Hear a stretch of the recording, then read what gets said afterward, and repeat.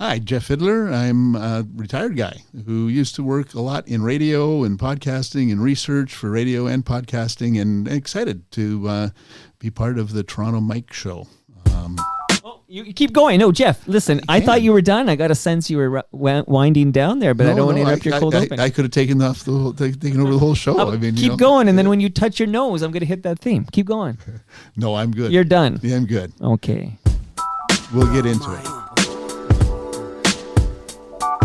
I had a hair trigger there. I'm like, oh, gotta hit that theme. I'm in Toronto, where you wanna get a city love. I'm from Toronto, where you wanna get a city love. I'm in Toronto, like we wanna get a city love. My city love me back for my city love. Welcome to episode 1871 of Toronto Mic'd, an award-winning podcast, proudly brought to you by Great Lakes Brewery. Order online at greatlakesbeer.com for free local home delivery in the GTA. Palma Pasta. Enjoy the taste of fresh, homemade Italian pasta and entrees from Palma Pasta in Mississauga and Oakville. Visit palmapasta.com for more. Fusion Corp's own Nick Iones. He's the host of Building Toronto's Skyline and Mike and Nick, two podcasts that you ought to listen to. RecycleMyElectronics.ca. Committing to our planet's future means properly recycling our electronics of the past. And Ridley Funeral Home, pillars of the community since 1921.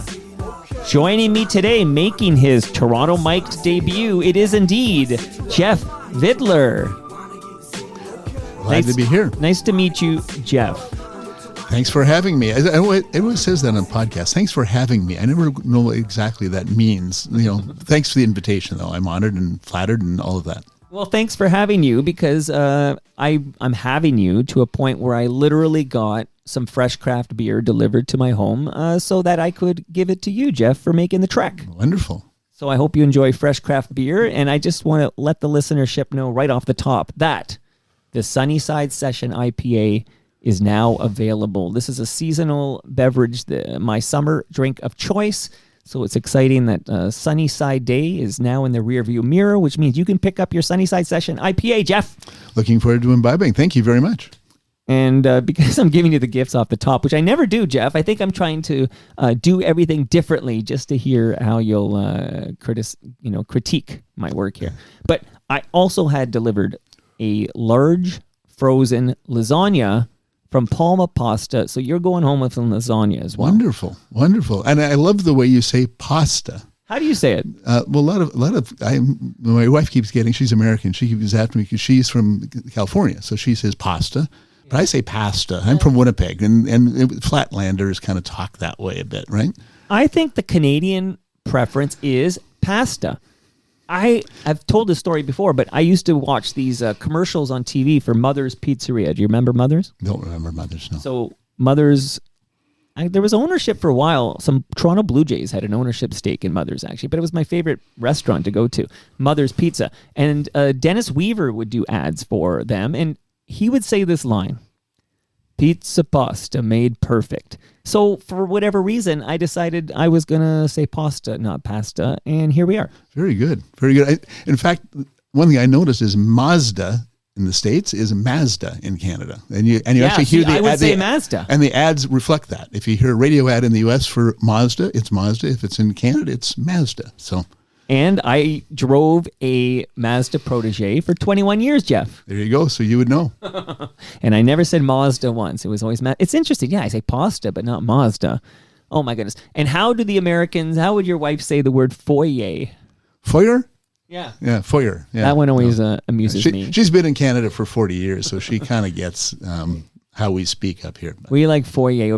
Okay, so I want to drop a couple of names on you and then talk about what I watched yesterday, and then we're going to get to know you and talk about, I know you said you're retired now, but can you really retire, Jeff? We're going to find out. But John Pohl, this gentleman is an FOTM. That means friend of Toronto Mike. You're now an FOTM, Jeff Vidler. Oh, thank you very much. Now, John Pohl is the guy who, he said, Mike, you should know Jeff, and you guys should have a conversation. And I have such respect and admiration for John Pohl. I said, and John gets this show. He listens to Toronto Mike. And I said, if John thinks Jeff should be in the basement, I'm going to extend that invitation and see if Jeff will do me the honor and the privilege. And here you are. So thank you to John Pohl for introducing us. Well, thank you, John. Great to connect us all. So how do you know John? I know John from from the radio industry. He's really an innovator in the industry. Has 28, I think, radio stations in Ontario, small market radio stations, where radio still really is super relevant because it is the local media. I mean, there isn't a lot of competition there, and if you do it right, if you got boots on the street, you can make it happen. But also, John is one of the members of the Advisory Council at Humber College for their radio and audio program. And I'm on the same committee as he is, and we're in the process of trying to get them to revitalize the radio audio program, which is suspended for the moment because of funding issues. But we have some ideas of how they could make that program revive it. I mean, it was and has been. I mean, the amount of broadcasters who've gone through that program who are in Toronto radio or across Canada is unbelievable. And when I first started working on that committee, I've been on it for the better part of the last 30 years. They used to get like 800 applicants a year and then whittle it down to maybe 80 who would be accepted. Wow. Well, last few years, it had gone down to 35 applicants, and they had to pretty much take them all. And then you had the issue and fewer international students, funding issues as well. So they had to make the call to suspend the program. And we're hoping that we can get it back again by shifting the focus from a radio program to an audio program, which includes radio and podcasts and a whole bunch of other things where audio is important. You could expand the focus, so you can, continue. That program could continue to talk about traditional radio production, but you could throw in podcasting and digital content and really modernize it. And it's all blurry now, right? All those lines are, video is on podcasts, and creators. Really, you're a creator. You're a blog. You do a blog. I'm creating something, Jeff. And that's for sure. And then you did podcasts, and now those podcasts, you've got video on them as well. I mean, and that's just the nature of the industry. And there is a large group of potential students who would love to be Toronto Mike, and want to. Is that true, Jeff? Don't bury that lead there. Who are these people? I need to talk to them. I will say, I hope all of those people who want to be Toronto Mike, I hope they all buy a ticket or two to see me at the Elma Combo on May 21st. Jeff, I want every one of them to know, if they go to torontomike.com right now and click Elmo gig at the top, they can buy a ticket right there online, and I won't be performing in front of an empty room at the Elmo. We'll have a bunch of people who want to be me. Sounds exciting. I mean, it's exciting that these people exist. I've been listening, and you've been talking about this for all, and you're going to be there, and you've never done stand up. Oh, never. No. But what are you doing for the hour that you're there? You've got Well, it's going to be more than an hour, and I am crafting. It's kind of a one-man show. Because I'm coming at it with no template, no rules, no template. I was literally told, okay, you're headlining the Elmo. You can make this whatever you want. That I feel this freedom to craft it kind of very uniquely me, but it's not the podcast, but it is me, and it's going to be very authentic, and it's going to be, some of it will be funny, some of it will be serious, and there will be some musical elements to it, and it's going to be, I think it's going to end up being about 90 minutes. Audience participation as well. You get people involved. Without a doubt. There will be improv based on whose face I see in the crowd. Without a doubt, I'm going to there's going to be a part of that. So, we're all going to find out together, but I don't plan to ever do this again, Jeff. Sounds great. So, got to be there. I'm excited there's people who want to be me, but back to Humber Radio, and then we're going to get back to John Pohl. So, they basically, you're telling me, and I got a heads up on this, but they suspended the Humber Radio program. And I'll tell you, Jeff, that I've had so many radio people on this program, radio professionals who talk about, going to Humber College and going through that program. Like you mentioned, there's so many. But even in this basement here, how many stories have I heard from people talking about the Humber radio program. Like, so it's wild to me it's been suspended. So how long has it been suspended for? When did this happen? There's still, I think this is the final year of the program as it exists. They're not taking any no new joiners, not as we taking said in any the school year. applications at this point for next year. But it's not dead, it's suspended. The idea is, can we find a way to bring it back? So as the committee, as a group, we got together and said, well, we need to show how much interest there is in the program and how successful it's been, a bit about its legacy and also the support that's there for it. So we got, in fact, Mike, you were one of those who offered your support for our plans, and again, just roughed out plans. Obviously, it's up to the college to figure it out, but we sent that to the VP of Academics and copied the dean, and we got a nice letter back, and there's nothing that we can do right now, but they will want to talk to us as time goes on. And I think you're on the right track. It's right. You can call it what you want, but it should be like audio production. Like the fact is, there's many ways to make a living producing audio that may not end up on our terrestrial radio waves. And Humber has other media there, so that if you want to be a creator and you want to understand how the video works as well as the audio and journalism as well as part of all of that can be cross-pollinated into that one program that has that focus of being audio.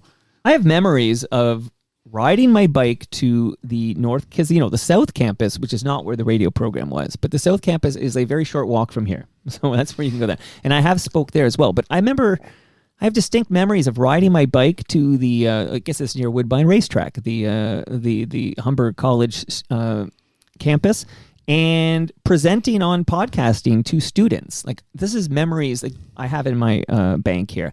So I have presented podcasting stuff to this audience in the past. Just a memory that returned to me there. Yeah, and I actually taught one semester radio programming there. This would be 2017, 2018, and also talked a lot about podcasting there as well, but as well as sort of giving them the insight on how radio is programmed and have helped them develop some critical thinking around what they hear in the radio and understand why things are programmed the way they are programmed. So before we leave Humber Radio program, and I wish you and the committee well with this, but you did tell me via email, I'll just read what you wrote me via email, just 2 weeks ago. Now, this is not 2 weeks ago anymore because you wrote this weeks ago, but just 2 weeks ago, the Ontario government opened the door by increasing funds for post-secondary education. The industry needs the program, so do students looking to launch a career in the evolving media landscape. So it's possible that this funding from our provincial government may help to keep this program alive. Hoping that might be an opportunity, a little window of opportunity there for sure. Okay, back to John Pohl for a moment, and then there's another name I'm going to drop on you, an old friend from your past, I think, who I had the pleasure of hanging with just last week in Kensington Market. So John Pohl has bought up all these small market radio stations. So my question to you is, because I think that's really important especially for smaller markets, but it's, to me, the differentiator is, Jeff, is that it's live and local content. Like, you have somebody in the community speaking live on those airwaves. So my worry is that how many small markets in this country right now wake up to Roz and Mocha? It's a great point. It does happen in a few markets. I don't know about Razamoka specifically. I know that they were I'm picking on them because I just saw this movie, which I'll tell you about in a minute. But Razamoka are in this movie, and it might be the greatest Toronto movie I've ever seen. Former Humber grads, as a matter of fact. There you go. And they have a laneway named after Roz in Acton, Ontario. There you go. So I didn't know that. These are FOTMs. Keep going. There's kind of a weird thing going on with Canadian radio. And it really comes down to economics of the situation. Two of the biggest radio broadcasters in Canada are Bell Media and Rogers.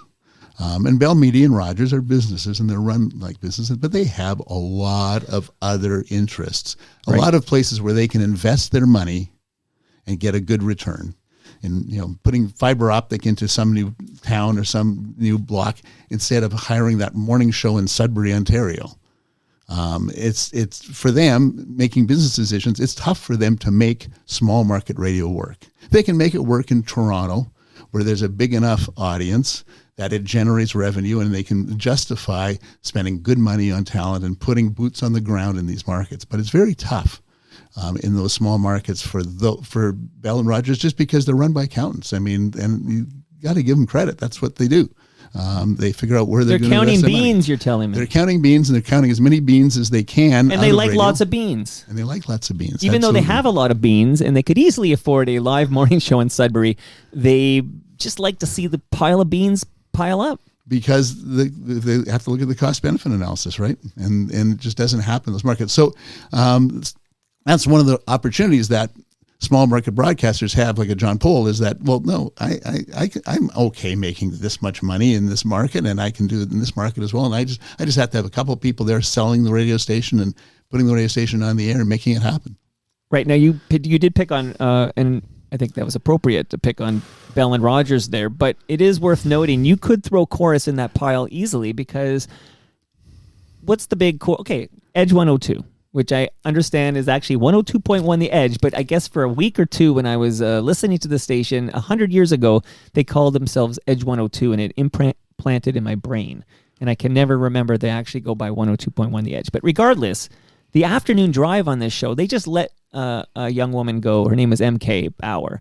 They let her go and replaced her with somebody who's on multiple stations out of Vancouver. Like, that's afternoon drive on a big Chorus radio station in the biggest market in the country.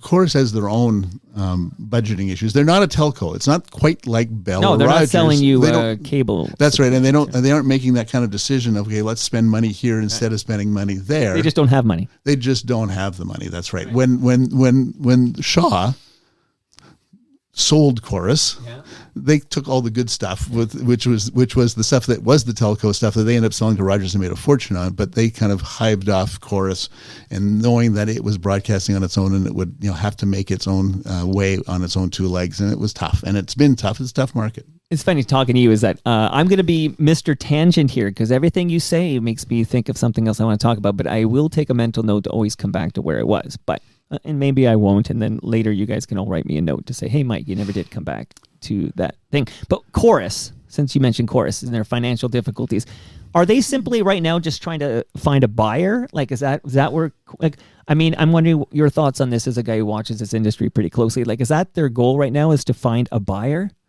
Yeah, I mean, I really don't have insight into exactly what their future plans are, but I would think that there's really not much else they can do except sell it off to small broadcasters or people who are going to be able to make it work on a market by market basis. But it's going to be a challenge.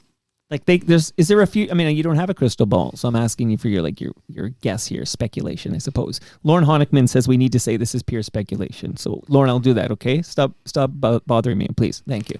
But is there a future where Chorus continues to own all these radio stations and becomes profitable again? Like, is that a future for Chorus possibly? I can't answer that because I'm not close enough to Chorus and what they're doing and what their opportunities are. But from outside, it looks challenging.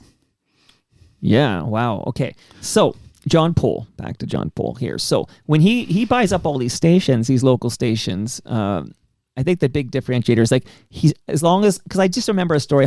I produce Humble and Fred's podcast, and they keep telling me a story about how they were going to be on a station or something, and for John Pohl's station, but instead, I can't remember the details exactly, except John Pohl decided to bring in, like, Bubba the Love Sponge or some kind of syndicated show from the States or something because it was cheap or whatever. And Fred's still going off on this. And I just want to make sure John Pohl, who I know is listening, knows that live and local is what we need for local radio. Yeah, but it is hard in a small market to have every hour being live and local. Well, maybe we'll just daytime hours. Yeah. How about that? We'll find a compromise there. Okay. I threatened to drop another name on you who is very excited you're here, Jeff. And this is a man, again, I bumped into him at the book launch for Cam Gordon's Track Changes. I had a 5-minute speech. I was warming up for my Elma Combo gig, and I did 5 minutes there. Gilles Leblanc. Do you know the name? And I'm making it as French as I can here, but do you know the name Gilles Leblanc? I do know Gilles Leblanc. How do you know Gilles Leblanc? Gilles Leblanc worked at Toronto Star, and he worked in the research department, and that's, and my career in radio and audio has been mostly on research, certainly in the last 30 years. So he was a client, and a cool guy, a big music fan, shared a lot of interest in Big White Stripes guy. Yeah, well, big into a lot of bands and things. Yeah, I think he's been pitching me on a White Stripes deep dive like forever, but I'm not interested. Not that I love the White Stripes passionately, but to me, get me Jack White and then we'll do it. Or I'll take Meg White, of course. I'll take either White, but they're not I need a Canadian connection. Like I'll do a Guess Who deep dive, even if I don't have one of the founders, but I just don't want to do an American band. Like, to me, there needs to be that Toronto or at least a Canadian connection before I'll do that. That makes sense. You are Mr. Toronto. That's just how I feel. That's how I feel. What this podcast is. It's about Toronto music and media, right? And all the people who worked in it, and for all the people who worked in it or interested in it. But I will say, Gilles LeBlanc pitched me on a Queens of the Stone Age deep dive, another one of his favorite bands. And I said to Gilles, I said this straight up, I said, okay, but I want Josh Homme on that episode. And I believe Gilles went off to try to get Josh Homme. Like, so there's a greater than 0% chance that there will be a Queens of the Stone Age episode with Josh Homme, with Gilles and I kind of co-hosting together. And I think that would be rad. Yeah, you have to have Gilles on. I mean, Gilles would be fun on his own. I mean, regardless of who he's able to bring. Yeah, he has. Multiple times. Multiple times. And Gilles, I guess I don't want to make you look over your shoulder, but there's on the wall, you see it on the wall. So there was a cover story in the Toronto Star, a couple of pages. And, I remember that. And I believe the author of that wonderful article in the Toronto Star for my 1000th episode. Hey, Gilles, we're going to do something for the 2000th episode? Let me know. But I do believe that it was Gilles LeBlanc. Full marks for networking, Mike. That's wonderful. Even the guy who had to approve it, whose name is Broad, B-R-O-D, Doug Broad.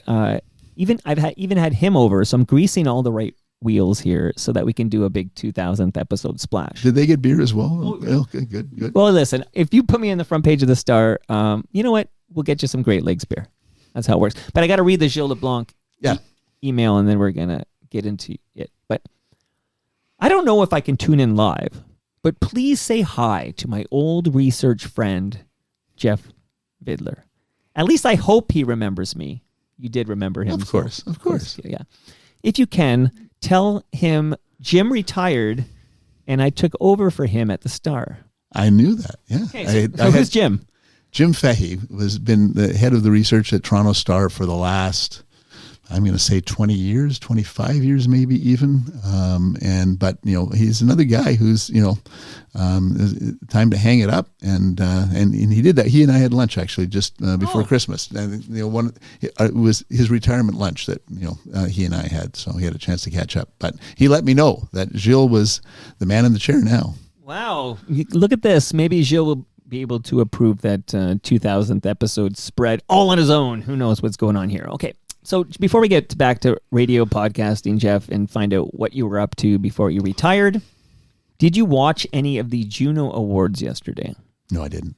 Okay, so then this will be a little more me, less you. But I just want to say a couple of things. One thing I want to say is that as I've been saying on this program since January, I've been telling listeners of this program, Rush is playing the Junos. And it wasn't publicized anywhere, and I was kind of surprised because I kept saying it. But anyway, it happened. So Rush opened the show yesterday, and I'm taking credit for calling that shot. I didn't know that at all. I heard about Nelly Furtado. I heard about Joni Mitchell. And it really seemed like they were kind of bringing the stars out. And Rush certainly would qualify as being a star. Now, I don't know how big a Rush fan you are, Jeff. Are you a Rush fan? I'm not a huge Rush fan, no. No, see, I would call myself a casual Rush fan, in that I know all the big jams that you hear on Q107 or whatever. Like, I know all the big songs, and I like most of them. And I root for the band, and I kind of cover them here because Bob Roper. Do you know the name Bob Roper? Of course. He's only ever done one podcast in his life. And that's Toronto Mike? And that's Toronto Mike. Very good. But we got Bob Roper is the A&R guy who sent to a woman named Donna Halper, who's also an FOTM, who was working in Cleveland at a big station, rock station in Cleveland. So Bob Roper sends Donna the very first Rush album, which doesn't even have Neil Peart in the band yet. Like, it's a different drummer. And Donna listens and hears a song she thinks that the Cleveland audience will enjoy. It's called Working Man. And Donna starts playing Working Man, and all this documented to heck on Toronto Mike. But this breaks Rush in the USA because they become a big deal in Cleveland thanks to Donna Halper getting Working Man on the playlist in Cleveland. So all of this, what surprised me, long-winded way of saying, what surprised me was the song selection, which kind of makes sense, I suppose, and Rush heads will tell me why. But all the songs I know by Rush, the one they played at the Junos yesterday is not one of them. I actually did not know the song, because apparently it's from that first album, but it's not Working Man. And it maybe makes sense in some regard because Neil Peart did not play on that song, because it was the album before he joined. Yep. And Neil Peart, of course, is no longer with us, and there's a new drummer. But I was just surprised that we didn't get one of those Rush songs that everybody knows. Just a mild surprise by yours truly, which song they played. I have incredible admiration and respect for Rush. I'm not a fan myself of the music, but I love what they've done in terms of what they've achieved and also their heart. I mean, Geddy's speaking of Toronto, big Toronto Blue Jays fans, wears that loud and proud. Right. And I think you're right. I think that they, out of respect for Neil, they said, we're not going to go and tries, and out of respect for the drummer's replacement, and we're not. Although they're going on tour and they'll be playing all those hits on tour, but they didn't want to do it for the Junos, right. So in that sense, you're right. It makes sense in that regard. They're absolutely right. But I will say, so I watched this Junos and I enjoyed that. I was right because Rush opens up the show.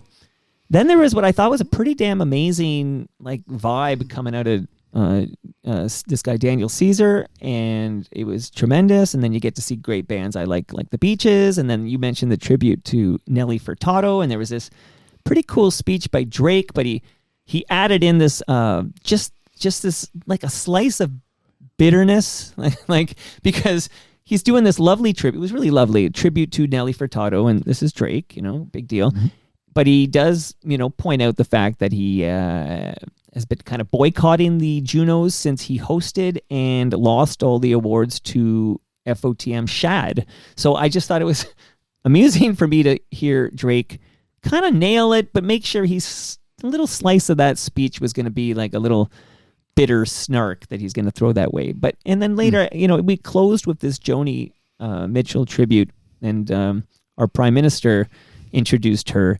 And then a great performance, great tribute at the end. And she, kind of closed the show by singing some of Big Yellow Taxi. But I got to say, I thought it was really felt very good vibes up there. Great show. And I got to say, I'm a big fan of the Juno Awards. That's all. Yeah. I thought it was actually great to have Joni there. And, because there's always been that little bit of a divide. And actually, maybe this is where a bit of the Drake stuff comes from, too. Those Canadian artists who have made it big in the U.S. is kind of somehow not welcomed the same way into the Canadian music community as those homegrown Canadian artists who stayed in Canada and performed in Canada and built their base in Canada. And it shouldn't be that way. Yeah, good points. And it is worth mentioning that the guys from Rush, the two surviving members, they both still live here, which I find pretty cool. Nelly Furtado made sure to tell us that she still lives here. But it is cool that we still have some, Canadian musicians, great Canadian musicians who live in Canada. And and some of those, Joni mentioned Neil Young, Leonard Cohen, another one who, their music still was very much about Canada. They reference Canada and what they, even though they went to make their money somewhere else. It wasn't that they sort of removed themselves from Canadian culture. Last current event piece, and then we're going to get into it, Jeff, I promise. Long intro here. But on the weekend, I watched the movie Nirvana, the band, the show, the movie, and I absolutely loved it. It is I've seen some pretty Canadian, sort of pretty Toronto movies. There's a lot of movies that are very Toronto, like Going Down the Road from Donald Shabib. And it was a very Toronto movie. Also, who's the Michael Cera movie? Why am I blanking on it? This is quite the name here. Hold on here, because brain is not functioning here. We're gonna get this. It's been in a couple. Yeah, this is Scott Pilgrim versus the World. And I couldn't come up with the name Scott Pilgrim right now, even though I've seen that movie probably 20 times. But Scott Pilgrim versus the World is a great movie that's very Toronto, and I love that film so much. But this movie, Nirvana, the band, the show, the movie, oh my God, I was telling my wife about it. I'm like, we got to watch this thing because it is so Toronto, and it is so funny, and it is so indie and so charming. And I could not recommend this movie enough. So you've got to see Nirvana, the band, the show, the movie. I will see it. Marching orders for you. Thank you. Okay. So I thought we'd, as we build you up here, you did work at actual radio stations, before you transitioned to joint communications. Like, can you share with us a little bit about your 1980s radio background, Jeff? Well, I started in radio in the 70s, actually. Okay, let's go to the 70s, buddy. Yeah, I love the 70s. I mean, I'm going to try to keep this short, but, I for context, I talk about people who were born with privilege. I was born with a great deal of privilege, outside of being a white male, growing up in Winnipeg, which is a good, hard scrabble place with cold weather that,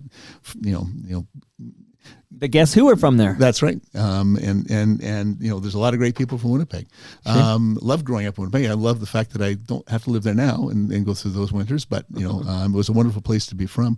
And a great family. And part of that family was I have two older brothers who were in the radio business before I even got started. So when some people talk about privilege that they were born on third base, I was born with my foot just off of home plate in the radio industry. My first job in radio was I just walked into the radio station and said who my brother was. Both of them were well established in their careers by the time I got into radio, and I got that job as a copywriter right away. They never asked if I could type or not, but they hired me as doors copywriter. flew open for Jeff. That's right. So I started writing radio copy in Victoria and then in Calgary, and then I realized I was a terrible copywriter. I really could only get so far. So I went to the general manager and I said, I can't do this. Maybe you can get me a job in retail or something.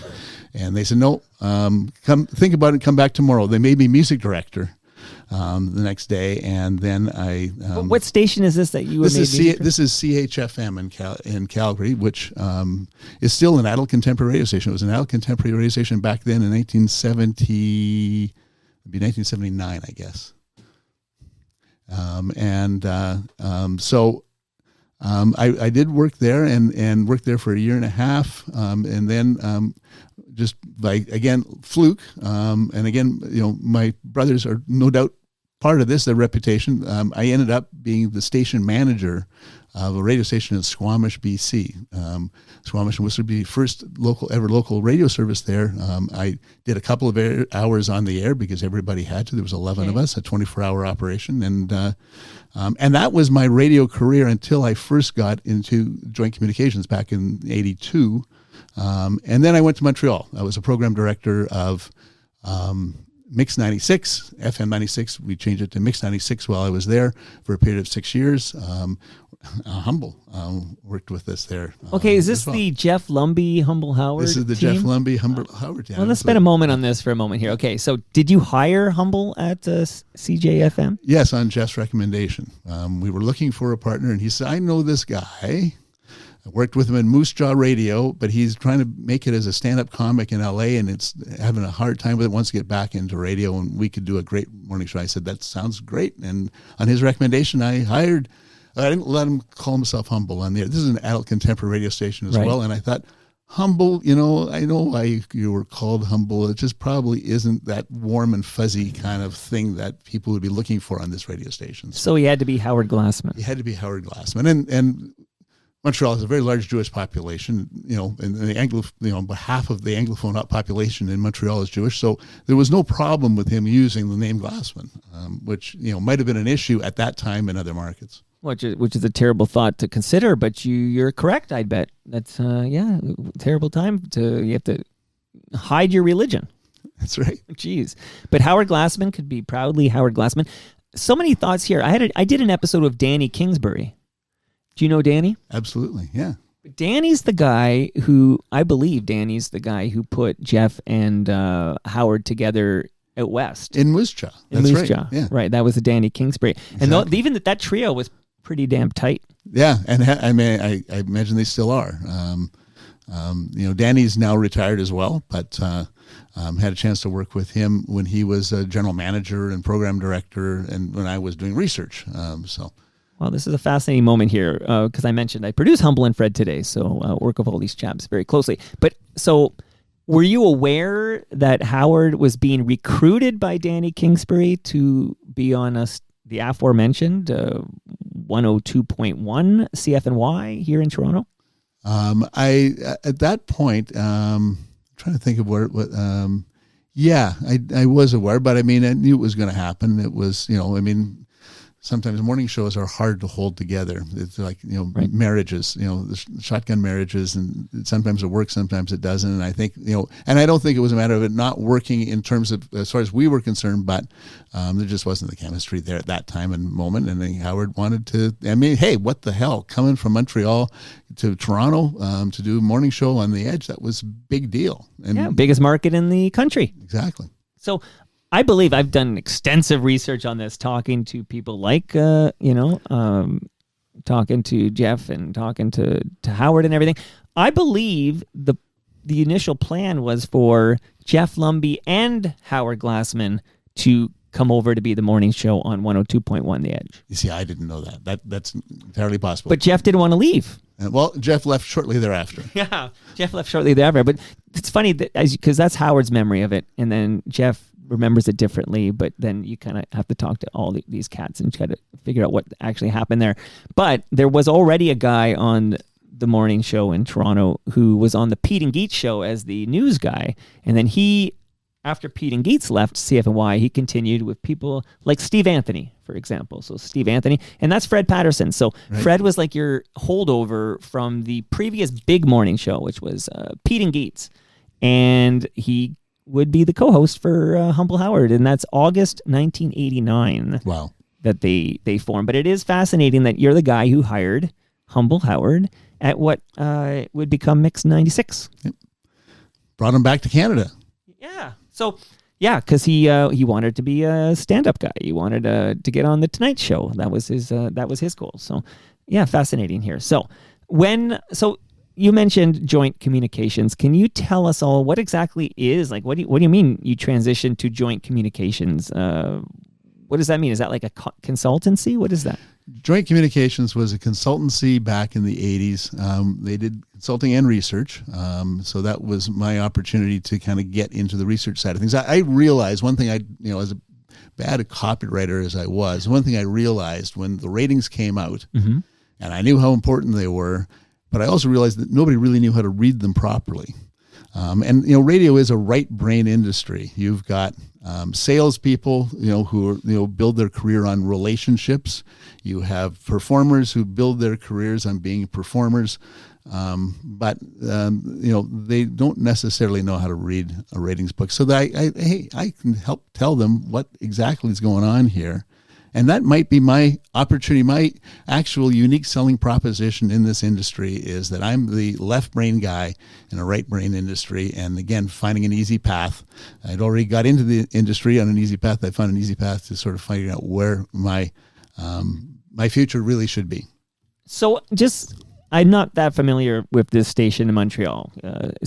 You mentioned that you rebranded it to Mix 96. Like, so do you remember basically what was the plan there? Like, what did you change? Because you did have some success there, improving ratings at that station in Montreal. Like, do you remember what you did? Yeah, I mean, it was FM 96. It had been, a pretty successful station in the market, fighting sort of tooth and nail with Shom, which was the rock station. And it had, but when I was hired there, it had been a bit of a trough. So my one, I guess, achievement over that, 6 years that I was there is we had 23 ratings books, each one of them higher than any of the three before I got there. But Wow. that didn't mean that there weren't some, hills and valleys and the roller coaster was riding. And FM 96, just as a brand, seemed to be, a little tired and creaky and needed a bit of a fresh overhaul. And Standard Broadcasting at the time was in the process of, and in fact, maybe had just changed CKFM in Montreal, and in Toronto, in Toronto to Mix 99.9. So it made sense for Montreal as well to make that same. Okay, but now I need to ask. So does it rebrand to Mix 96 after Howard leaves? It's a good question. Well, here's why I think it must be. You know why? I think it was. Because here's the fun fact, which we learned on Toronto Mike. The very first on-air broadcaster to say the words Mix 99.9 is Humble Howard. I didn't know Because that. Humble leaves. So Humble's recruited to be on the CFNY morning show, and that's August 1989. And a couple of years into that gig, he got an offer from Standard to be the morning show on Mix. Well, it was CKFM, like you said.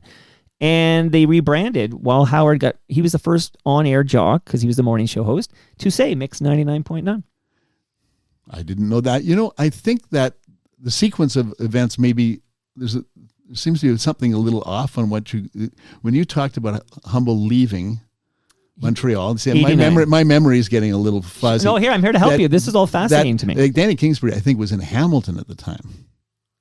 Well, but Danny is the guy who brings Howard to. Danny must be at CFNY in 1989 because he brings Howard to 102.1 because of his previous relationship with Howard. It might well be. I've forgotten. No, Jeff, this is the fun part. I'm old. I'm retired. You're retired now. Yeah. We should mention that. I have a bunch of excuses. Yeah. So, but the timelines, and again, I only know this by talking to these cats, and sometimes you can talk to three guys who are there, and they have three different stories. That kind of happened with Lumbee and Glassman, but in August 1989, the Humble and Fred show debuts on CFNY, and it was Danny Kingsbury who recruited Howard to CFNY. So Danny Kingsbury must be the PD, I believe, of CFNY in 1989. That's what I think.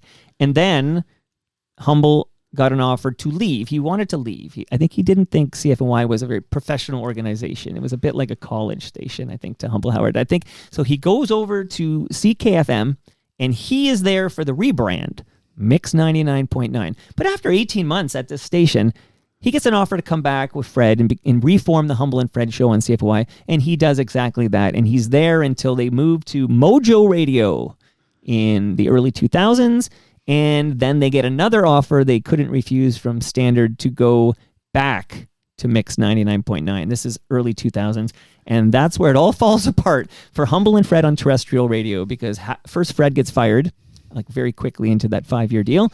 And then Howard's on the air for another year, and then Howard gets fired, and that's where I entered their lives, because in 2006, I technically produced the first ever Humble and Fred podcast, December 2006.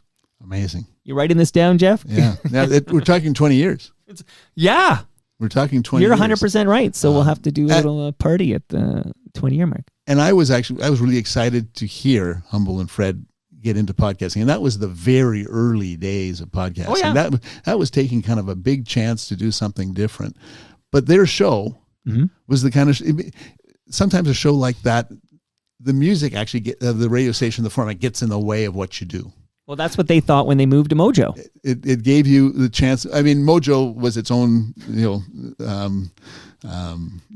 had its own challenges, right? Talk radio for guys. Yeah. It was an biggest challenge as I review it all. Well, one big challenge was 9/11 happened, and it's a tough format when you got to be serious. Yeah. I mean, it was kind of the manosphere radio station in 2000. It was way ahead of its time, but it just didn't work out from an advertiser point of view as well, in particular, right? Also, they were a partner of MLSE and broadcasting Leafs games, and it was shortly after the Maple Leaf Gardens child sex scandal. And Ken Dryden was the president of MLSE, right, and he didn't want the brand tied to anything sexual. And Mojo had a lot of, consensual adult sexual content. Right. So it was a perfect storm to let's get off this Mojo. They called it Maxim magazine, so it was definitely. But Chorus has this men's radio trifecta in this market, and that's kind of always been the way. But quick aside here, and then we're going to get back to because I want to ask you about audience insights and then Signal Hill insights. But I've noticed with two of the stations I used to listen to back when I listened to a lot of radio were the aforementioned CFNY, which I listened to a lot, and Q107, right? And Q107 still plays classic rock, and The Edge, 102.1 The Edge, plays, I've noticed it's a lot of like retro alt rock, a lot of 90s stuff, but they do play new music as well. But I've noticed the playlists for these stations getting more similar and more similar every month I look at it, because Q's kind of skewing a bit younger, so they're adding in a lot of like Smashing Pumpkins and you name like a lot of 90s alt rock, Our Lady Peace, whatever.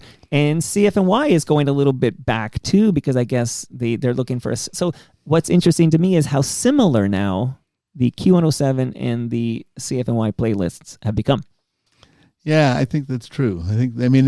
Part of it is rock isn't what it used to be as a music genre. Right. It doesn't have the same appeal that it had, back in the 90s when those two stations were riding high, and had different sort of very different in the 90s. They had very different constituencies back then. There was the Q was for classic rock, and Edge was for alternative. But now you look back, 30 years ago, and kind of it all blends together. It's all kind of rock, right? And if you're, so I think it's hard for them to sort of carve out separate identities for each station, but maybe there's ways they could have done it, but I understand exactly. Yeah, it's just interesting how they've been converging basically, and I do plan to do it like an in-depth. Like I'm going to take a random 12-hour period and just take a look at the playlist of each, because there are still songs where, like Tom Petty, for example, right? Like Tom Petty is a core Q107 artist. You will never hear Tom Petty on CFNY.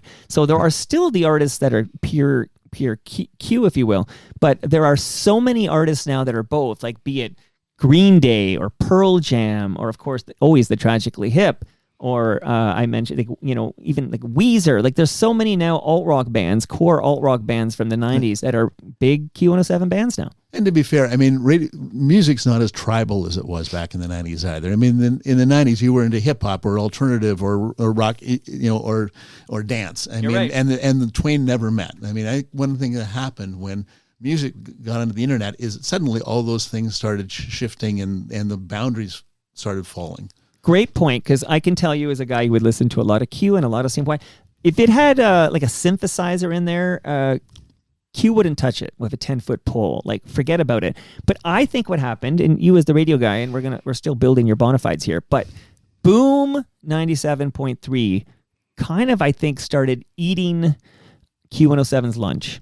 Yep. And I think it forced Q to say, hey, maybe we can play Duran Duran. Like, there was a time not that long ago where Q107 would never play Duran Duran. Yeah. Now they do. That's the magic of Boom, is the fact that they recognize the fact that all of those silos were all broken down in terms of from a music standpoint, and they put those songs together. Great songs. People just wanted to hear great songs, and they put them all into one radio station. But it's hard for Q107, with its history, to be able to walk that line, to play some of that stuff without, as you say, confusing the audience. Fascinating times here. Okay.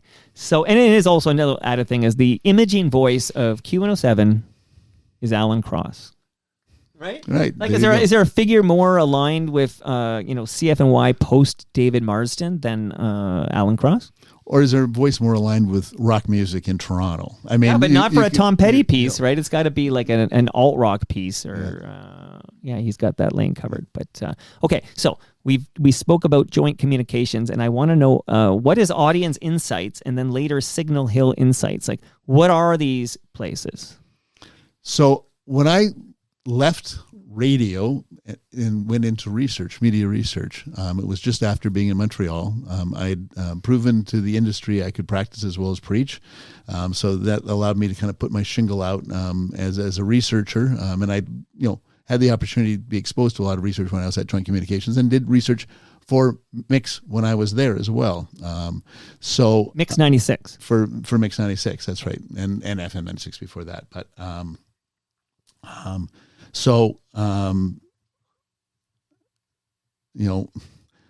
where I say I'm old. I lost my. No, okay. So you're in Montreal, and you're at Mix 96, and then what's next? Oh yeah, okay. Next was coming to Toronto, working for Angus Reid, the Angus Reid Group. He wanted to have a broadcast researcher, and again he was connected to people I knew in the industry. They said, "Oh, I know this guy who does a lot of research." So they hired me as initially manager of radio research, and I was vice president of media research in the 6 or so years that I was there. And And then I left, joined with Con Yiget in a company called Solutions Research Group. We had this really nice little boutique media research company for about 8 years. We worked together.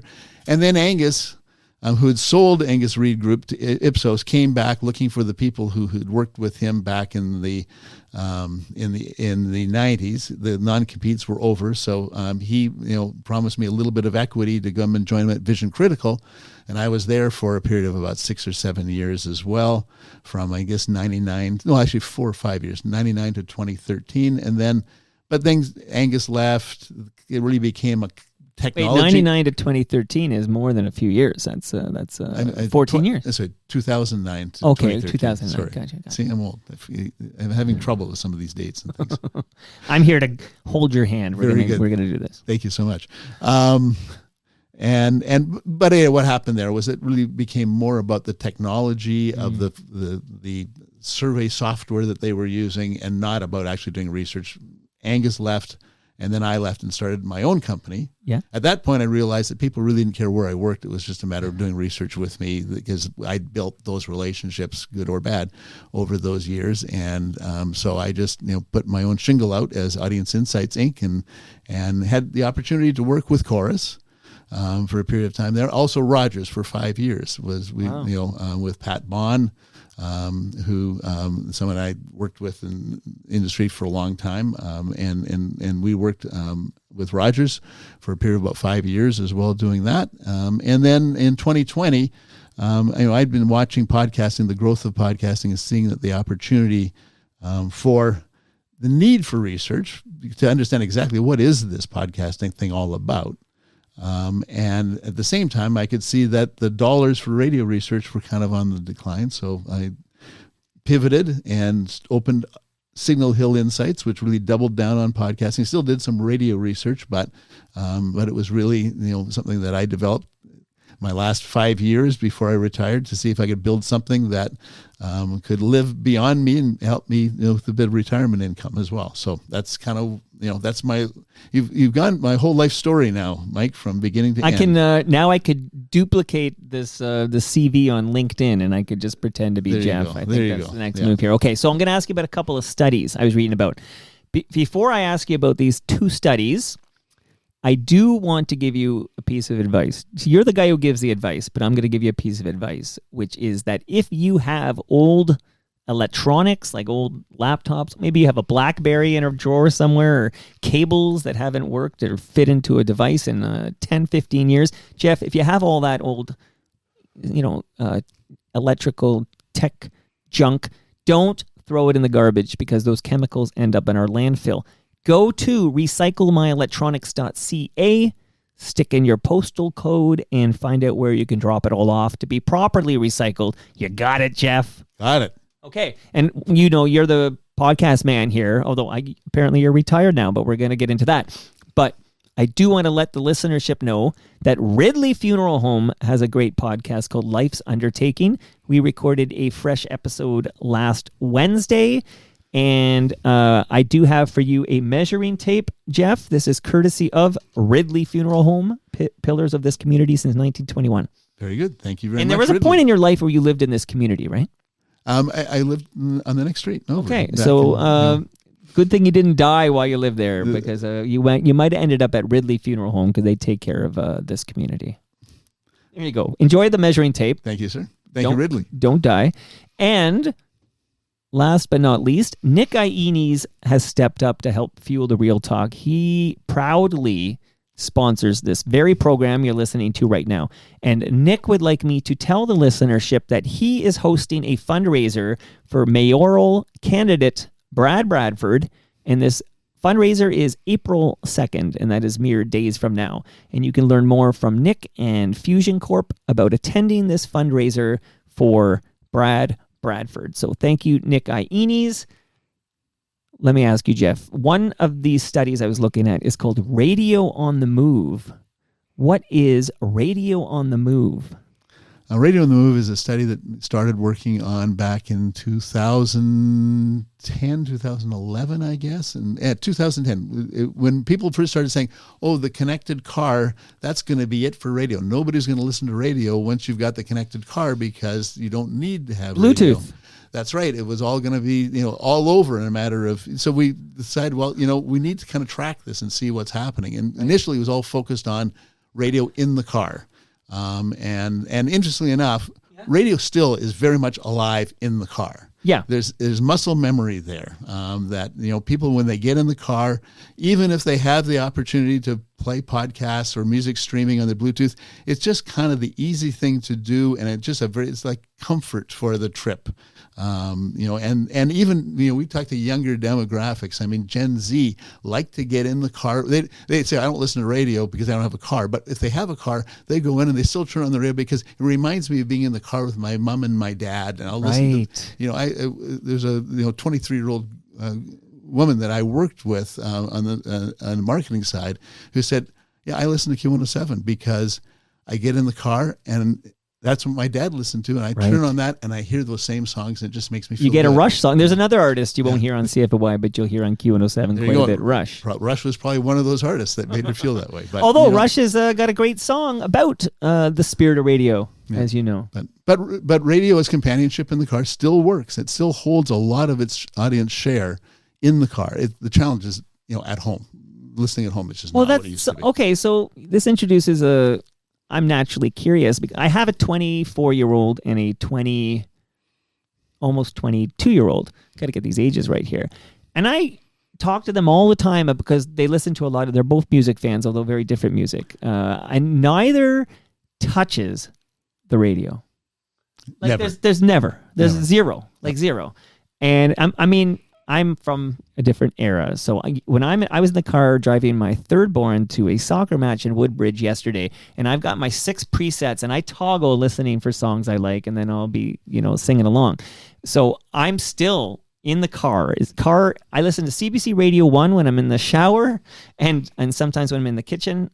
But really, it's car time when I'm radio listening. But my two oldest kids don't touch the radio. So what of that generation in radio? Many of that generation does not own a car, as you mentioned. Yeah, I mean, in fact, they don't. I mean, that's one of the challenges that the industry faces is that that everybody had a car when they were 16. They were driving a car, right? Yeah, when I was growing up, probably when you were growing up as well, right? But that just isn't the case anymore. They certainly can't afford a car. These days, you didn't save up your money at 18 to buy your first car. Right. So basically, how does radio reimagine itself so that it can capture more ears outside of the car? Is it basically they pray for traffic jams? This is because now I'm thinking before you retired, we had the pandemic, and then there was this period of time where nobody was in a car. What happened to radio during that period when no one had to commute to work anymore? Yeah, well, it did affect tuning. It definitely had an impact on listening. You still had some morning show listening, but even that tuning was down from where it had been before. But what does radio do? I mean, it's a great question. And I know you're retired now. The $1 billion question, if you had the answer for it, because everybody's got all these licenses and have to figure out, so where does radio fit in the sort of new world? I think, and actually I was listening to a podcast with Annette that you were being interviewed on. Annette Mangard was over here last week to interview me. And you were talking about real time. And I think you're right, exactly right. It's about real time and shared experience. So, and that, may have to be redefined in terms of what that is from, what it's been. Now, the only other issue with that is, again, all of these barriers are falling down. I mean, a lot of podcasting is now moving to live streams. So really, at what point does the transmitter and the broadcast just not matter anymore? Unregulated audio streaming. I mean, there is the issue around music rights. 100%. But for the rest of it, I mean, so radio may not longer become from a broadcast tower, but maybe radio, if we talk about that live shared experience, may end up being something that actually is streamed, and again, may be connected to a podcast that also does live streaming, and we're seeing that already. Yeah, I think with Annette, I brought up this hopeful never happens moment where there's a natural disaster or something maybe even just as bad or worse, where the fact that you don't require internet to pull in a radio signal. Like I think in this disaster scenario, we need information in real time and we don't have internet access. Right. Like I can see it. I don't want to, I hope it doesn't happen, but I can see it in my mind's eye. Certainly hope it doesn't happen. It doesn't happen very often. I remember the ice storm. If you remember the ice storm, that was definitely a time that people listened to the radio because they often didn't have power. So that the only way that you could really find out what was going on was a lot of people going to their car and turning on their car to listen to the radio to what was 680 News saying about when the power was going to come back on. 100%. And I think that's that's a time when we're going to be glad radio exists. But, you mentioned the whole music rights situation here, right? So to me, I think the big legal differentiator is streaming content versus recorded and on-demand content. Like, I think this is a key differentiator. Like, if a radio I know there's a SOCAN license for radio stations and they can play music like Sloan. I'm just checking, I was on my board here. But the fact is that it's not available on demand. Like the Sloan song in the radio show, you can't just go download it as a podcast and listen to it when you want. Like it's a sort of it streams in real time, and then if you miss it, you miss it. And that seems to be a key differentiator when it comes to licensing music. But, there will be a time that the music rights agencies are looking at ways that they can license music on podcasts and on those kind of live streams that radio broadcasters might be doing without the transmitter. But here's my question for you, Mr. Vidler, is that the geo aspect of that, which is like, okay, so let's say SOCAN will sell you a podcast license to play music, but that's only applicable for the country of Canada. Like the whole nature of a podcast is there's an expat in Japan right now listening to Toronto Mike. There's many Americans, expat Canadians that are living in America that are listening to Toronto Mike right now. Like there's no border to a podcast. It's going to be very difficult. I mean, they'll have to figure out some way to identify audiences and how much of the audience is in what country and how do they share those rights accordingly. I mean, it's going to be very complicated. But we'll have AI to sort it all out for us. Right? Oh, God. Oh boy, we're going to need another hour here, Jeff. Okay, I do want to ask you about another study here. It's called the Canadian Podcast Listener. Yes. So tell me again about this study. So it's now in its 10th year.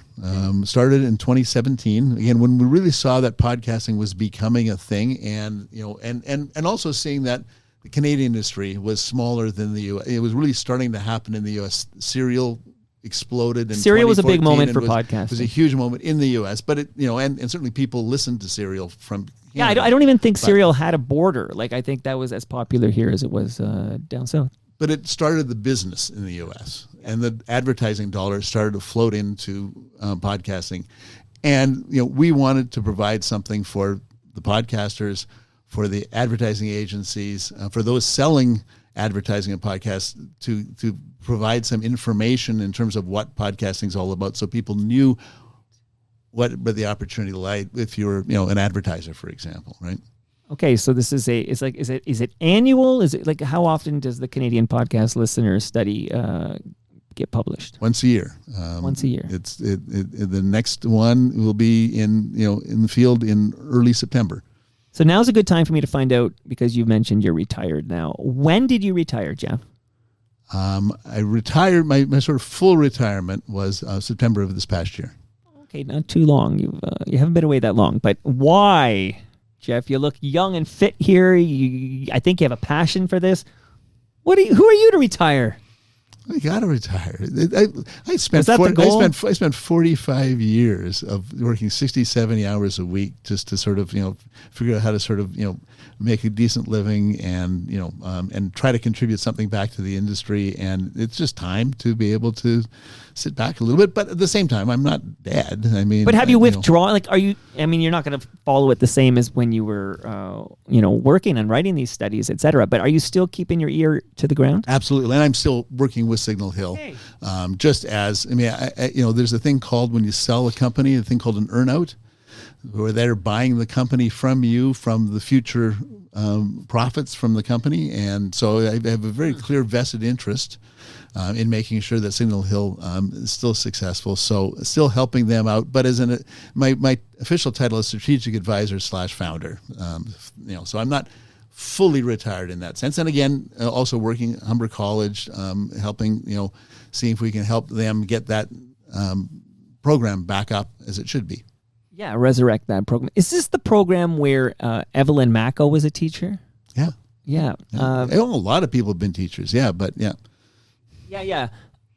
I believe Evelyn Macko was the reason I spoke on podcasting at that college. I big fan of Wacko Macko here. She's a brilliant journalist, right? And that great voice, like to me, it just a personality that just sort of jumped out of the radio at you. And I mean, I was a big fan of Top 40 radio on CFTR when I was a kid, so I would always listen to 680 CFTR and Dick Smythe and Evelyn Macko. Like, I still remember when they would put 680 CFTR news and commentary on CFMT. You remember this? No, I don't. Okay, so yeah, so you would be watching. I'm going to use the see if I remember the jingle as it was at the time.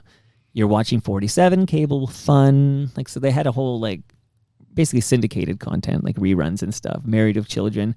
Oh yeah, Married with Children. Those Bundy clowns designing women and Murphy Brown. Like, they had a whole thing going on there, and you would get these these breaks between commercials, and it would be like Evelyn Macko giving you like a 68-second news update or something like that. And 68-second news update. It had to be for 680. There you go. Good memory. Yeah, well, this is it. I mean, that's why I fell in love with radio. I mean, it wasn't just the fact I loved WKRP. Like, I love the local and live nature of radio. Like, I just loved it. And it was 680, and then you would kind of discover, as your musical tastes mature, some say mine haven't, but at some point you discover the FM band, and then you're like, oh, look what's going on here. And then I'll tell you right now, Jeff, grunge hits in 1991, and I was basically like, for the whole decade, I was stuck on 102.1 listening to new alt rock. Nirvana. Nirvana, the band. Have I mentioned? Oh, by the way, that was a movie that features Roz and Mocha. Nirvana, the band, the show, the movie. Roz and Mocha are all over this thing. How are they all over it? Just the guy goes on Roz and Mocha's show for an interview. The musician in Nirvana, the band, and it's like I mentioned, it being a Toronto. I've never seen a movie this Toronto. Like, I won't spoil anything, but key roles played by Skydome and CN Tower and the Rivoli. They're on Roz and Mocha. CP24 is broadcasting news events. The TTC. It is so Toronto. It's just like refreshing that A, it's so Toronto, but B, it's so clever and funny. Yeah. Have I endorsed this movie enough? I think so. I'm definitely checking it out. Okay, get a report back, because I posted on my blog, torontomike.com, my review, and I think I said some grandiose statement like greatest Toronto movie of all time. And a couple of people were like, they didn't quite get it like I did. So I'm now wondering, like, what does the zeitgeist think of this film? Am I out to lunch? Because I couldn't believe how much I liked it. So I need to hear back from people. You'll have to get back to me, Jeff. But you're Mr. Toronto, and you were clearly influenced by Nirvana. No, and I said that. I think I put on Blue Sky, which is where us Twitter refugees have gone. I went to Blue Sky, and I just said something like, I don't know how this movie plays outside of Toronto, and quite frankly, I don't care. Like, I don't care. It's for me, and that's okay. Thank you for the film, guys. Okay, so couple of quick hits here tied to the Canadian podcast listener. And I know your ear's still to the ground, but not as much as it was maybe 6 months ago. But what I'm always interested in is Canadian content in podcasting. Like, I personally like it when I can tune in a podcast and it's unabashedly Canadian, like Canadian centric. And I'm kind of concerned that so many Canadians seem to be consuming big American shows. So I guess I'm wondering, are Canadians listening to Canadian podcasts? Great question. And I can answer the question from data from the Canadian Podcast Listener That's why Study. you're here, buddy. That? So when we started back in 2017, we asked, and again, just asking podcast listeners, of all the podcasts you listen to, what percentage are from the U.S., what percentage from Canada, from the UK, from France, or from elsewhere? And when we started that in 2017, so almost 10 years ago, it was about 55% U.S. and about 35% Canadian. Now, in the last 2 or 3 years, almost equal between the U.S. and Canada. Okay, we're making a comeback. So there has been a comeback. I mean, and not only that, but the amount of listening to podcasting has almost doubled in that same 10-year period. Yeah. So bigger pie. So there's a bigger pie there and a bigger piece of it for Canadian podcasters. Okay, now I'm going to ask you about the CBC. Ever heard of it? Yeah, I have. Yeah, apparently. Yeah. So CBC, I believe CBC does a very good job producing podcasts. Tremendous job. I mean, so much of podcasting came out of public media. I mean, some of the best. Serial was done by people who worked at NPR in the States, and public podcasting solved a problem for public media listeners. Is that you didn't have to set your clock for 10:30 Saturday morning to listen to Terry O'Reilly's podcast.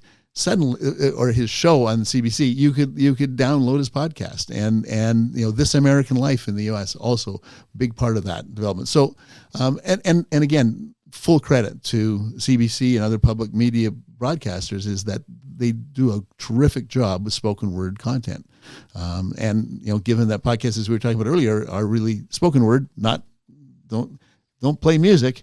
They do have some great stuff, and have been very successful, not only a lot of CBC podcasts, not only in Canada, but also in the U.S., and helping to generate a little bit of revenue back for the CBC to develop its programming in Canada. It's a good thing. Yeah, we found out. By the way, Under the Influence is the name of the Terry O'Reilly show, and what irks me as a listener of that podcast is what I think is a cruel and unusual number of ads in that show. Like, you time it before you get to the intro, it is at least 3.5 minutes of pre-recorded ads off the top. Like, to me, and again, I'm no consultant. Maybe I'll start. Maybe is there a job opening at the Canadian Podcast Listener? Just kidding. But I do think that is a cruel and unusual amount of time you want your listeners to listen to pre-recorded ads before the show begins. And again, I mean, good setup. We do track in Canadian Podcast Listener whether people seem to feel they hear too many ads on podcasts, and it has grown, but actually not that much over time. Still say that fewer ads on podcasts than on TV and radio. The comparison points. No, and I listen to many shows, and I do seek Canadian content. And one of the big pluses for it's a well-produced show, but Under the Influence makes my list because I only have so many listening hours, and mostly it's on a bicycle, by the way. But it makes my list because A, it's good, but B, it's Canadian. So I do like hearing Canadian content like that, but. It's not just the 3.5 minutes off the top. I don't mean to go off on Terry O'Reilly. I've invited him on the program, but getting him in the basement seems to be difficult. But I just want to say there's also 2 mid-rolls. So the post-rolls, I guess that's the term, right? The post-rolls. Yeah, the post-rolls. I don't know any human who listens to post-rolls. Okay, I don't know any human who's actually, we finished the closing theme. Now there's going to be some pre-recorded ads. Please listen. I don't know any human who does that or why they would. But the pre-rolls, people will listen to, and that's 3.5 minutes. And then 2 mid-rolls where they break down. It's excessive. I know it's a podcast about ads and marketing, but that doesn't mean you need to, what I think is ruin, like it's a trade-off. Like, I don't know if it's worth, there's good 22 minutes in here, but I don't know if it's worth the fact that I have to endure like 8 minutes of pre-recorded ads. I'm finished my rant now, Jeff. Yeah, fair enough. Oh, were you gonna say something there when I was ranting away? Okay. No. So, but Terry, if you're listening, I still want to get you on Toronto Mike because I do want to talk to you. That's right. He'd be a great guest. Yeah, we had a discourse, and I think he would have Zoomed it.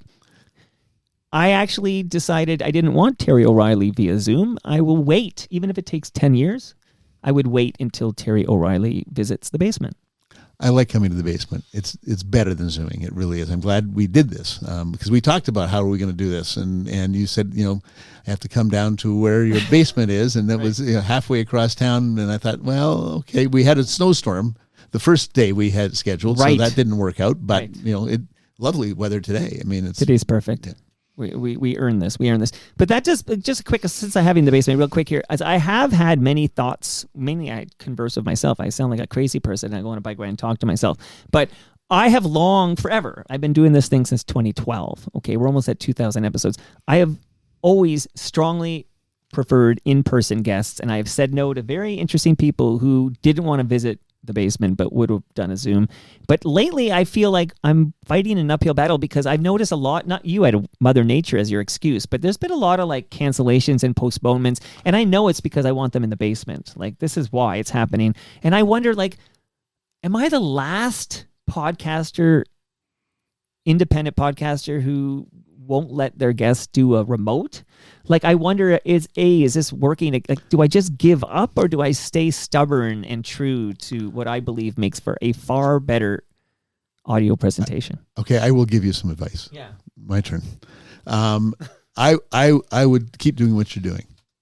I mean, the one thing about podcasting, there's so many podcasts out there, and your podcast is unique. Your podcast is really simple. It's a podcast about Toronto and media and music industry in Toronto, fundamentally. And if you have any interest in that at all, and you want to know about the people who are working you want to get to know them, and there's a certain intimacy that you get from being in the basement.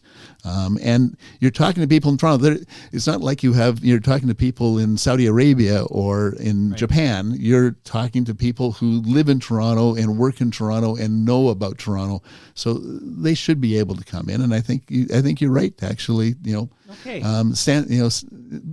stay unique. Stay doing what you're doing. It's an advantage that you have that others don't. You really it's a differentiator, maybe. You get an unpolished view or listen to all these people, right? Well, now, since that's good advice, and I love that you said that, but one of my other stickler things I've been doing since 2012, and it has been important to me, is that if someone's going to sit down for 60 to 90 minutes, because that's typically what the combos go for, it's important to me, for whatever reason, that listenership is a fly on the wall, and they hear everything as it happened. Even if I can't remember I couldn't remember the name. Oh, Scott Pilgrim versus the World. Like that, I'm literally searching my brain for the name Scott Pilgrim versus the World, and I have to Google it, okay? But I refuse to edit that out, so I know it makes me look stupid, but I do believe these shows should be unedited. Am I out to lunch on that one too? Everybody's spending so much time getting rid of ums, and I heard you on a podcast, which was, it just seemed very edited to me and produced, and I wonder, am I out to lunch on this one as well, Jeff? Yeah, again, I think you're doing the right thing. I mean, I think this down. Yeah, I mean, it is all those things you said, but it's also human, right? And that again is part of what you're doing with the show, is you're exposing people who work in the music and media industry who have stories to tell, and you want people to kind of get to know them. And I listened to one of your podcasts and the people that you interview, and I feel like I've walked away knowing them in a way that I probably wouldn't in a tightly edited, and again, what makes your show unique? That's one of those things that makes your show unique. Well, listen, I'm glad I invited you over just so you could reaffirm some of these rule sets I've created for myself. But I brought up the CBC shows for a reason here, and then I got into my rant against Under the Influence, which I've been listening to. I used to listen to Age of Persuasion, so this is I'm a long-time listener, but much better on the radio than it is in podcast form. Okay, so CBC show is very popular, very well produced. They got a whole army over there doing a great job. But a lot of the CBC podcasts are actually just CBC shows that air on CBC Radio 1. So there are, you'll listen I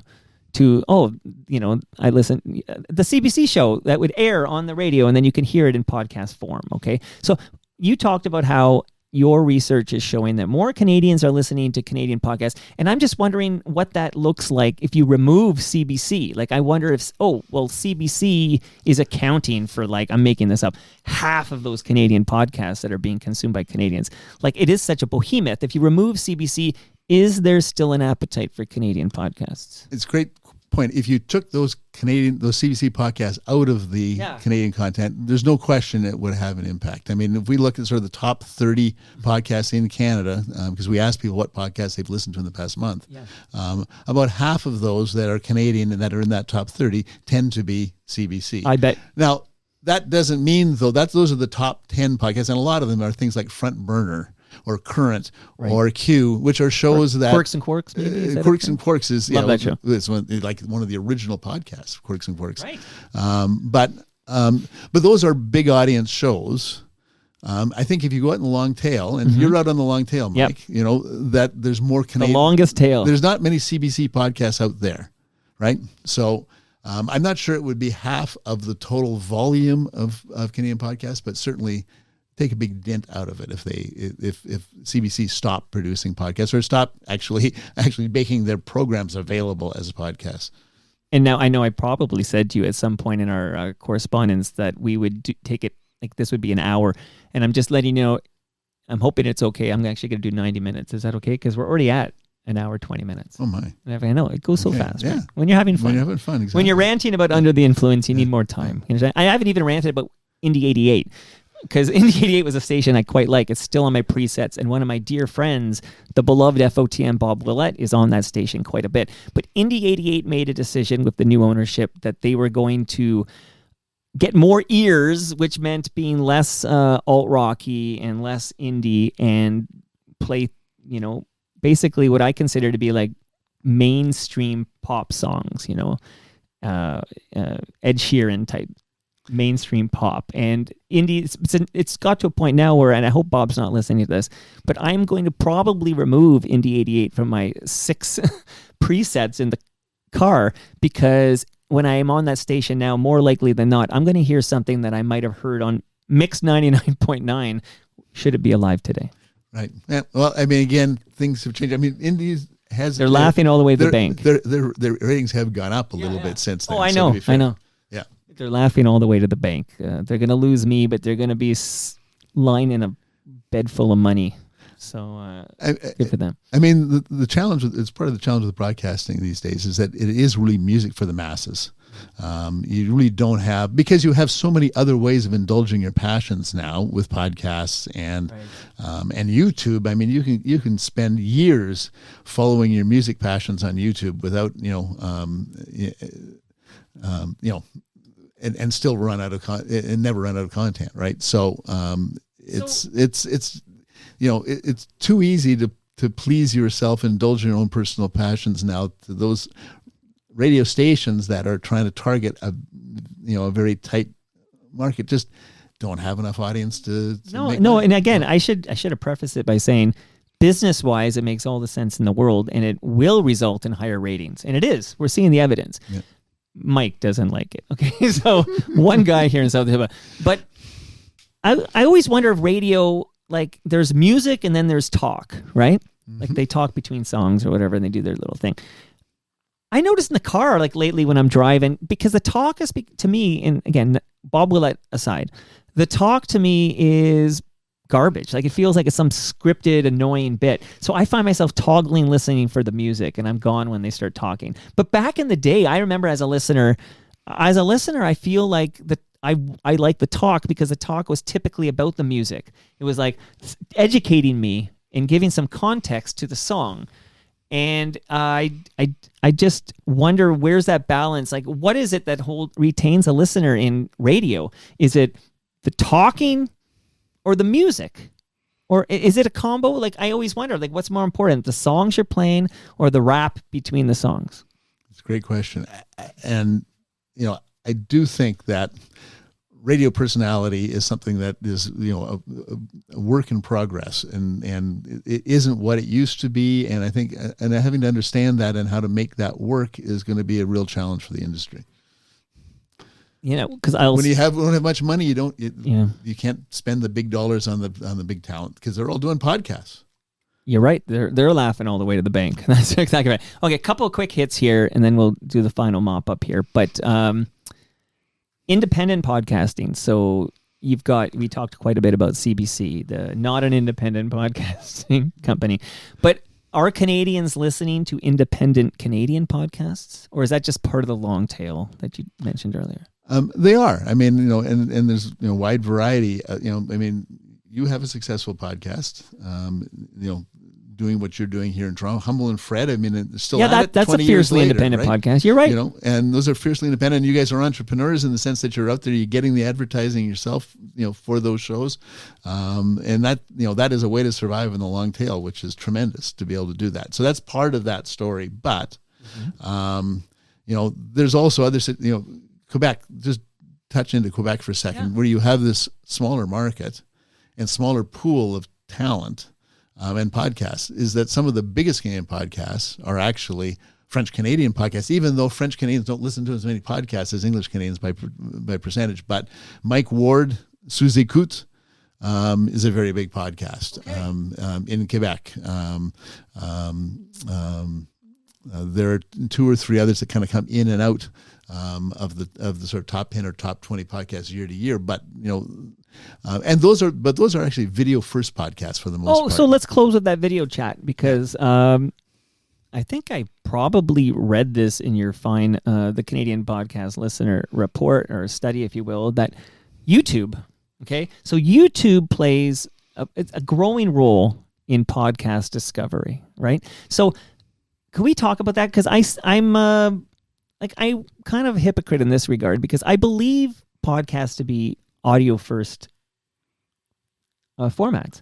Like to me, this is you're going to be walking your dog or exercising or whatever you're doing. You're throwing on a podcast, and it's theater of the mind audio presentation.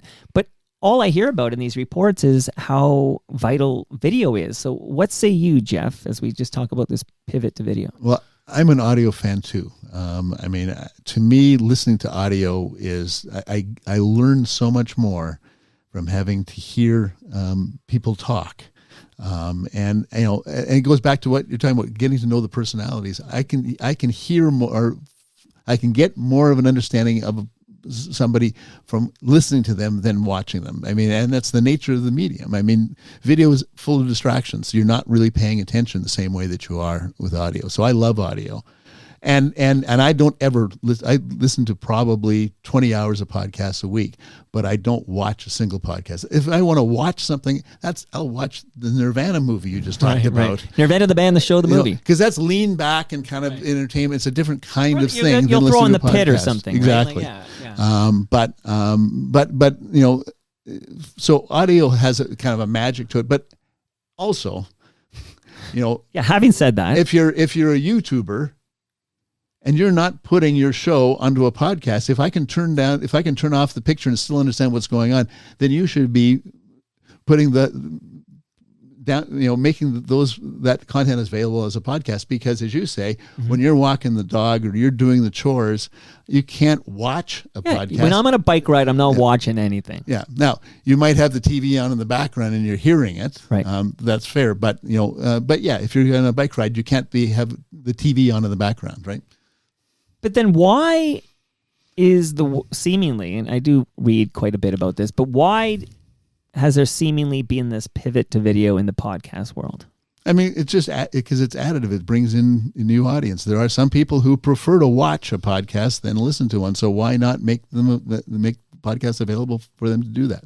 There are some podcasts, though, that will never work on video. I mean, a lot of the CBC podcasts you're talking about, a lot of the... Oh, yeah, it would be heavy production because they're not live-to-air experiences. It would sort of lose that whole low barrier to entry that you get from podcasts, that it's really easy for, people to start a podcast because it doesn't cost a lot of money to do it. If you have to do something more than just set up a camera in a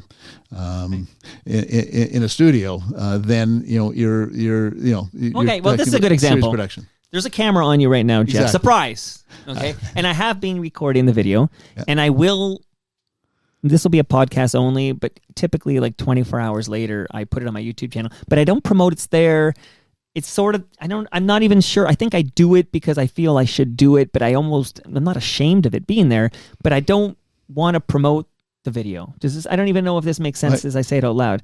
Like, I want you to subscribe to the podcast. And the podcast is audio only. But there is a way to see this unedited audio presentation and watch our lips move and see our, facial expressions or whatever on my YouTube channel. You were going to ask a question there.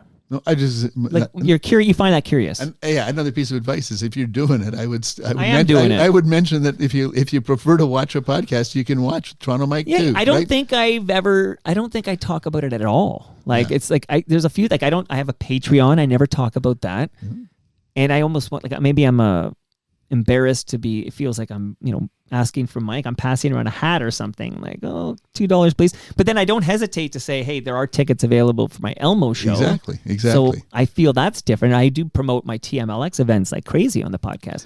But there is one little thing that makes it interesting, because I do produce a lot of podcasts for people, and typically my clients want video. I did one this morning for a guy named Avi Federgreen. And we had a great conversation with this actress, filmmaker named Jennifer Podemski. And she's pretty well known, but we had their chat. And of course, I recorded the video and the audio, and it will be a podcast, and it'll be a video for the YouTube channel for Avi Federgreen's Unleashed podcast. And that's absolutely going to happen. But one thing that kind of is interesting to me when we talk about YouTube is that Google, who owns YouTube, at some point a few years ago, or maybe several at this point, it's all a blur, they decided to shutter Google Podcasts. So they closed down Google Podcasts, and then you're like, okay, Google, what is your podcast app you want us to use now? They're like, it's YouTube. So, and because I said the G word, my phone is listening, and it's going to answer at some point, but ignore that. But so now Toronto Mic'd is available on YouTube as a podcast, which means it takes the image for the podcast and it plays the audio, although it kind of messes up analytics, but that's another story because it's now got its own version of the audio that it's now sharing. But aside from that, I'm also going to post the actual video of us. So there will be two instances. On YouTube, there will be two instances of this episode of Toronto Mic'd. One is the actual podcast, because that is the Google Podcast app. The other will be the fact that I did record this video, and I'll throw that up there in the next 24 hours. That's interesting. Yeah.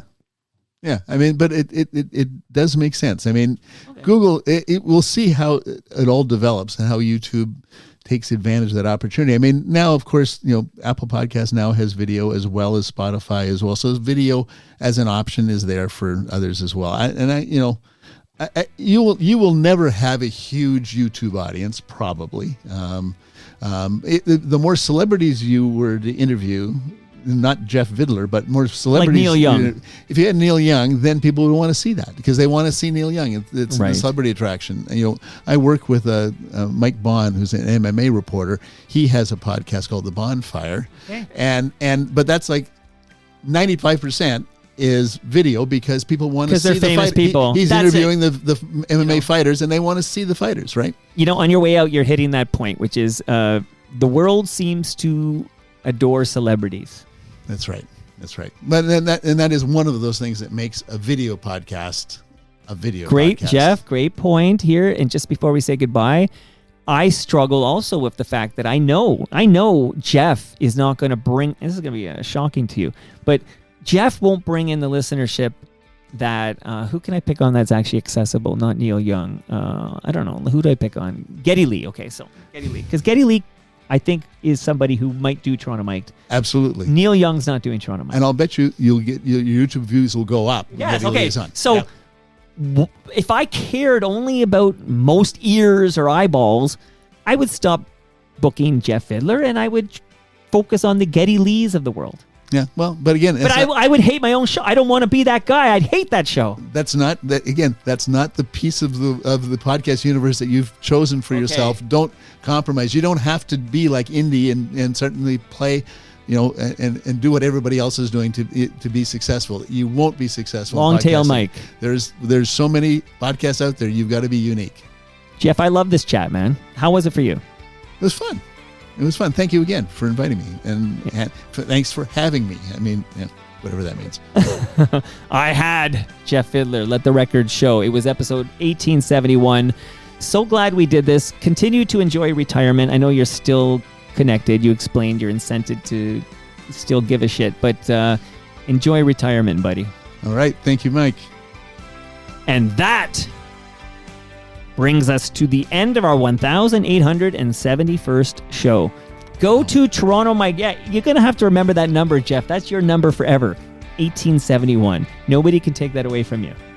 I'll remember that. There must be some event that happened in 1871 that I can use as my mnemonic for that. But that would be, Something happened that year. Go to TorontoMike.com for all your Toronto Mike needs and buy a couple of tickets to see me and Rob Pruce from Spoons and Honeymoon Suite at the El Macombo on May 21st. Much love to all who made this possible. Again, that's Great Lakes Brewery. Jeff, you've got your fresh craft beer. That's yours. Thank you. Palma Pasta. Don't leave. I got to get it from my freezer, but there's a lasagna for you. Delicious. Wonderful. Nick Ianni's. Speaking of Rush, recyclemyelectronics.ca, and of course, Ridley Funeral Home. See you all tomorrow in real time. I'm going to my calendar to tell you I will be visited by Ralph Benmergui at 11 a.m. tomorrow, and I can't wait to catch up with Ralph.